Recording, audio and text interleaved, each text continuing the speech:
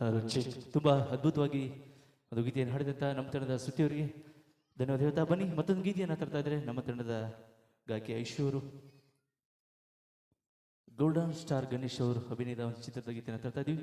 ಖಂಡಿತವಾಗಿ ನಿಮ್ಮ ಇಷ್ಟವಾದ ಜಾನಪದ ಹಿಂದಿ ಜನತೆ ಗೀತೆ ಎಲ್ಲ ಹಾಡೋಣ ಅಂತ ಹೇಳ್ತಾ ವೇದಿಕೆಗೆ ಹೊಸ ಜೋಡಿಗಳು ಕೂಡ ಕೆಲವೇ ಕ್ಷಣಗಳಲ್ಲಿ ಆಗಮಿಸ್ತಾರೆ ಅಂತ ಹೇಳ್ತಾ ಬನ್ನಿ ಕೇಳೋಣ ಒಂದು ಗೀತೆ.